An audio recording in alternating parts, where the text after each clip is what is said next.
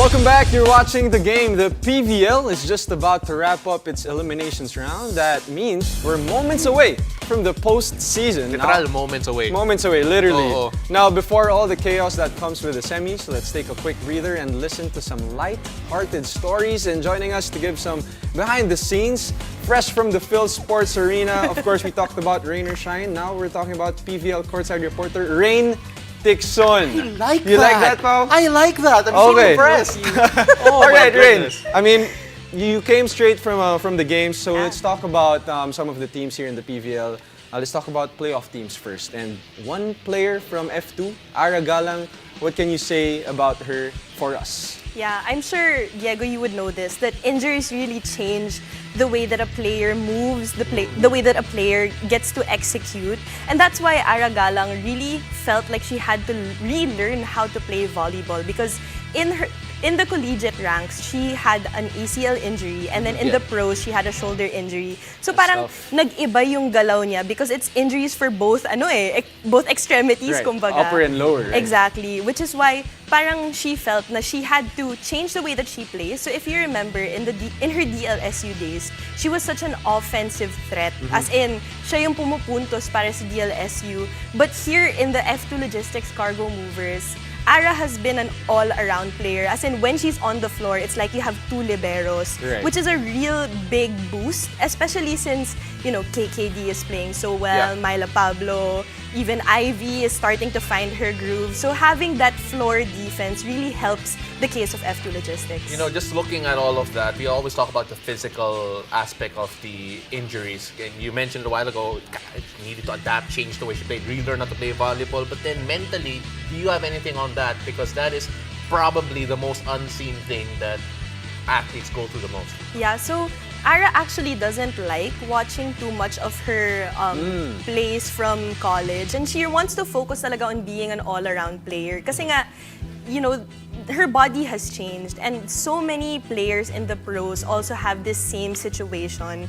And Ara wants to focus more on moving forward instead of focusing on the past because she is a completely different player. And the Ara Galang we know is not the Ara Galang of 5-10 years Right. ago. So in other words, move on. Yes, Basically, move on. basically. And let's move on from this. Okay, let's move on to the next team in the playoffs as well, the Petrogas Angels. And you got to talk to Mommy Chi Mommy Saet. I Chi. mean, we just had her on the show also. I mean, they've been to the playoffs a couple of times, very consistent. Yes. But what's different this time around? So Mommy Chi, when I got to talk to her, this was their game before Akari. So at this point, hindi pa sila pumapasok sa semis. Yeah. And what she told me was that Petrogas wants to get into the semis on their own merit. Hindi yung, kunyari, may na-injure na other team or for example, another team started having bad streaks. You know, they Right. want to make it because they are actual contenders. And Mommy Chi told me that it was such a big mindset going into the Akari game and into even the game against Cherry Tigo na talagang ilalaban nila hanggang dulo to prove that they have a spot in the semis and they deserve it. Yeah, you know, fighting for what they deserve, syempre, it's such a motivation. But course. then another thing that when you talk about mindset and we talk about the most cliche words in sports, cultura. Cultura. Culture. And there you had an interview with Kyle Atienza regarding Creamline's culture. Yes. And that is very tangible. What did you find out? In Creamline kasi, if you notice, they really continue the happy, heart strong kind of Yeah. culture. And this is really swak na swak si Kyla Atienza dito. Kasi Kyla is a libero, so she doesn't really see her statistics coming out on paper. But whenever she gets motivation or whenever she gets feedback from her other teammates, that's really what boosts her. And she's had so much experience playing with international players, both in the ASEAN Grand Prix Yeah. as well as the Reinforced Conference. But these little things, the everyday, kakausapin niya si Ate Gia, kakausapin niya yung mga teammates niya, it's something that she has embraced and she has flourished as we see now in the All-Filipino Conference. Well, from the top of the standings, Creamline, let's talk about team who's looking for their first win this conference, and of course, they still have that chance. I mean, Army Black Mamba, I think they're playing right now. Yeah, at the moment. Kaya at the moment. sabi natin, moments away from the semi. Right. I mean, what do you have for Army Black Mamba as they go on to this last game of the elimination round? So Diego, you mentioned it. Now Army is still trying to look for that win, and this was the same case in the reinforced conference. They weren't able to get a win all throughout the conference. So talagang deflated, medyo mabigat yung loob ng Army. But that was when one of the generals, General Ginid, if I'm not mistaken,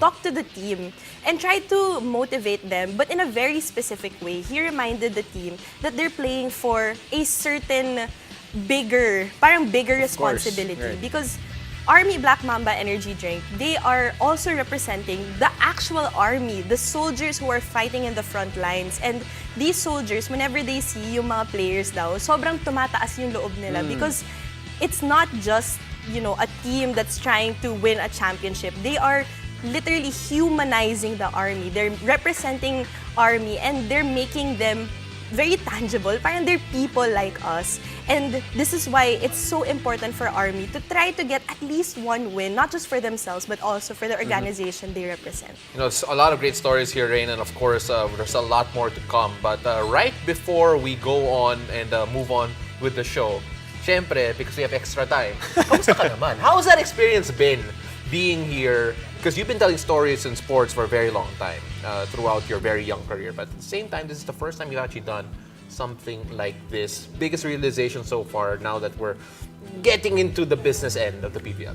Yeah, so I think the PVL has really grown conference by conference. It can be little things like a smaller franchise team getting a certain fan base, or it can be as large as the sport itself growing and getting recognition internationally. I mean, we just had the VNL here in the Philippines. So talagang volleyball is such a lucrative sport. It's a sport that has so much growth into it, and I think this is just gonna keep going on. I mean, that's the pattern with volleyball now. Talagang Filipino fans are getting so into it, and ako, I love telling the stories of these volleyball players, especially the ones na kailangan kilalanin pa ng mga fans natin. Absolutely. Rain, you're doing a great job, and of course, those were stories for a rainy day with Rain Oh my God. I knew it. I knew it was coming. I knew Maraming it. salamat, Thank you, Rain, Rain. and we'll see you at the rest of the game. Thank you, guys.